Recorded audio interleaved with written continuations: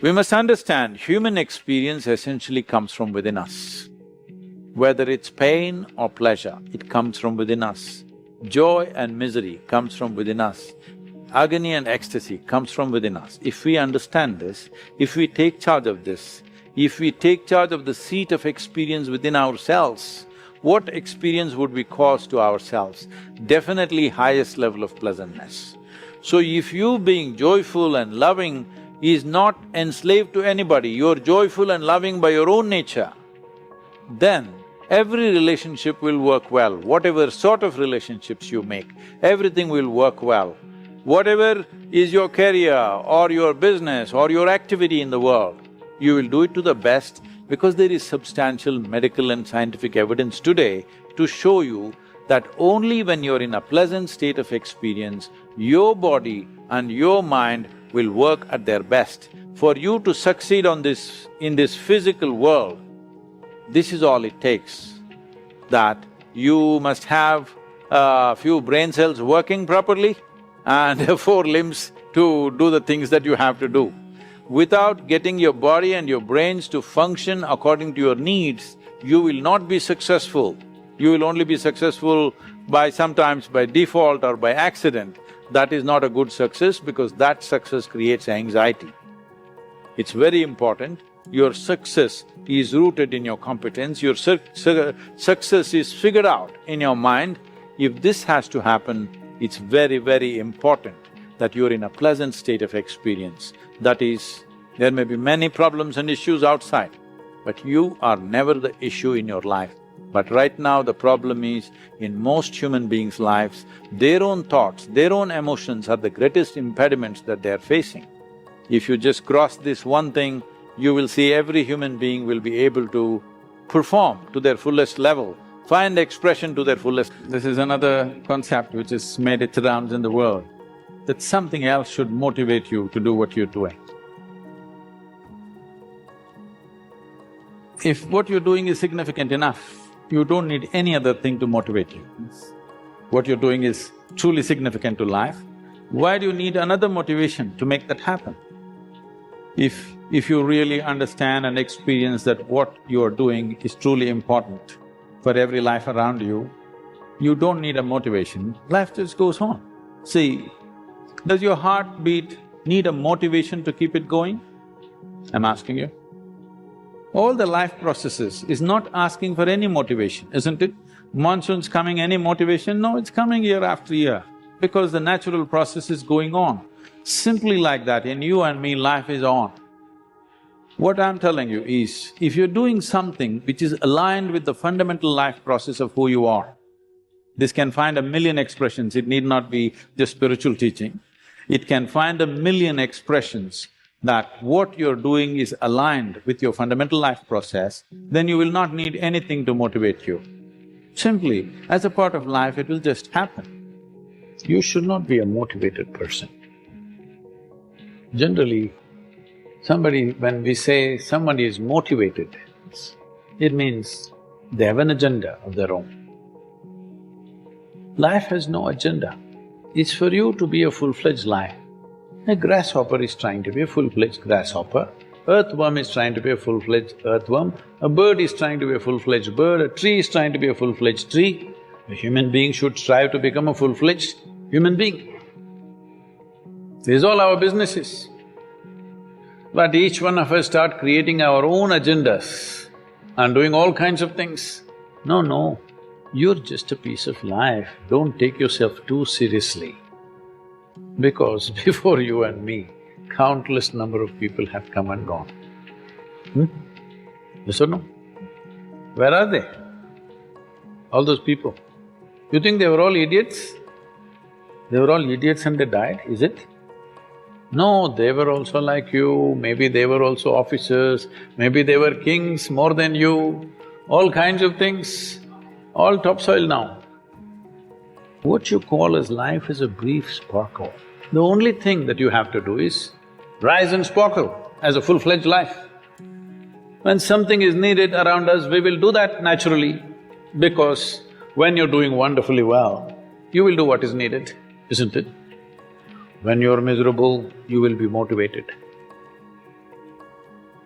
Yes.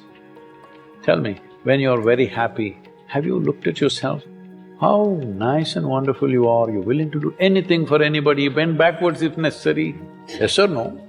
I'm happy to see somebody's talking with some passion about what they're doing.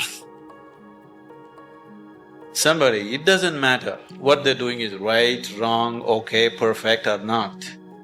But someone has put his heart into it, it's okay, because human lives becomes beautiful not because we do the right things. Human lives become beautiful because we put our heart into what we're doing. It doesn't matter what we're doing, whether we're sweeping the floor or managing the country or what we're doing, if we are putting our heart into what we're doing, it's beautiful to be doing that activity. Now that you're stepping into the world, not that you don't know, but anyway, now you're stepping into the world in a different dimension than the way you have been till now. Once you step into the world, there's going to be a lot of filth. There is corruption, there is nonsense, there is so many things happening everywhere. There are some set of people, a certain set of people, who will develop an allergy for this filth. They can't stand it. They usually run to the Himalayas because they're allergic to filth, they can't take it. They want everything pure, but such a thing will not happen because the filth of the world has one way or the other has entered our minds. Whether we empower that filth or not is all the option that we have. But we cannot avoid filth, it is there. All the nonsense that can happen in the world, you know in your head, isn't it? So one set of people develop allergy and try to run away, which they can never do, really. Another set of people, a large segment of people unfortunately, have come to their own kind of philosophies. Anyway, world is full of filth, let me also become filth. So they have joined that, they have merged into the filth. What we call as filth can also be great manure, Indian spirituality has always used lotus as a symbolism. A lotus flower has always been the main symbolism for Indian spirituality. Why a lotus flower is? A lotus flower grows best where the filth is thick.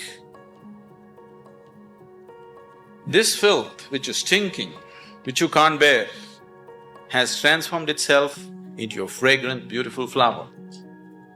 This option also is with us every moment of our life. If the atmospheres that we live in make us, we cannot call ourselves managers. If we make the atmospheres that we live in, only then we can call ourselves managers.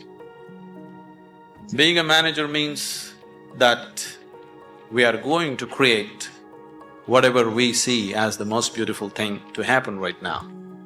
Allowing situations to create you is not management at all. The difference between heaven and hell is just this: you're doing something willingly, that's your heaven. You're doing something unwillingly, that's your hell. We have already taken on attitudes, what we like and what we don't like. I like this person, I don't like this person.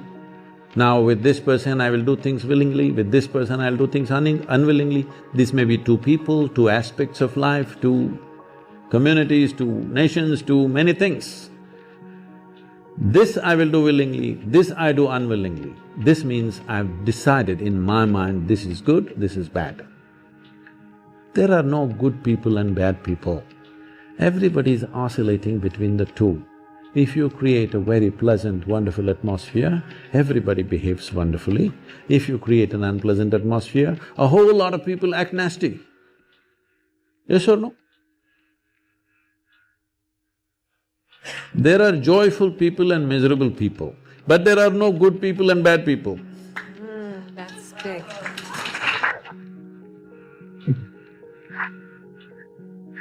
The moment we think we are good, We are entitled to destroy the bad, isn't it? Oh, we've been destroying a lot of people for a long time. Time to stop that because human beings are in different levels of experience and understanding. Variety of people. Anybody who is not like you is obviously bad, isn't it? Isn't it so? Those who are not like me must be bad people. Because the basis of goodness and what you think is goodness is decided by you. Now, you have no business to do that. Willing means this, I'm just willing. I'm 100% yes to life. I am not yes to this one, no to this one, no. I am just yes and yes to life.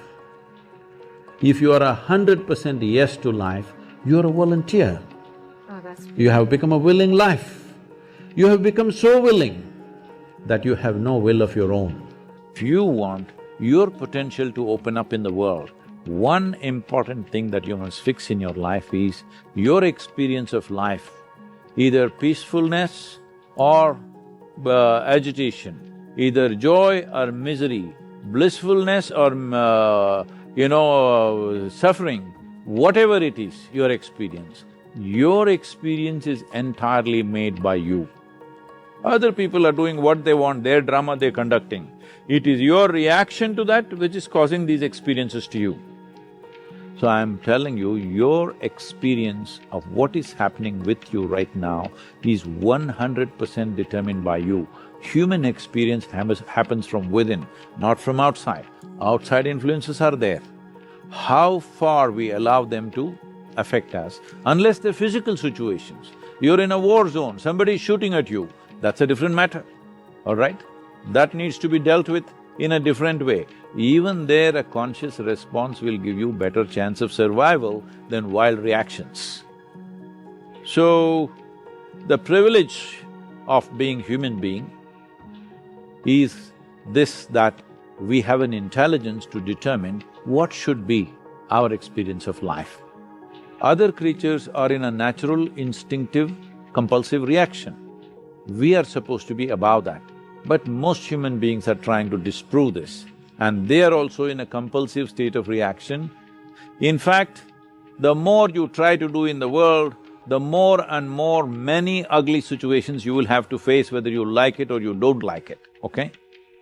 Now, because you face ugly situations, will you also become ugly, or you will use this as manure to blossom into a wonderful flower? This is a choice that you have. So everything that hurts us, everything that in some way is negative in a given situation, whether you will become wise or you will become wounded is your choice. Do not look for ideal situations because there is no such place. There is no such place. Wherever you go, there will be something happening that you think is negative. Whether it's negative or not, I don't want to make a judgment. But in a given place, you think there is negative. There is no way you can fix an yesterday, but you can create a tomorrow. Let's make that happen. See, the best thing about this is you're only facing one of them, either boss or the wife, never two of them together. So you can oscillate, you know. As a military man, you can escape the wife for some time and you can escape the boss for some time, unlike other jobs where every day they have to face. I'm sorry, I'm just joking like this. Anyway, see, you can neither live without your wife nor your boss. Both are important in your life. You sought the career and you got into the job, you got a boss. You sought a relationship, you got into marriage and you got a wife. So these are things that you aspired for. When things that you aspire for happen, then you suffer. This must be looked at. This is not about the wife, this is not about the boss. This is something to do with yourself, because human beings have gotten into this place, wherever you place them, they have found a way to suffer. See, we say this, like life is like juggling a ball. If you're alone, just one ball, easy to do. You become two balls, little more difficult, needs more attention. Then you become four, you have 4 balls to juggle. Then you have an Indian army on you, you have 10,000 balls to juggle, or do you? So, how many balls can you juggle joyfully? That's how many you should pick up. So, this aspect of life is being dragged into all kinds of things. One fundamental reason is, whether it's our career or our business or our relationships, we are trying to milk happiness out of it.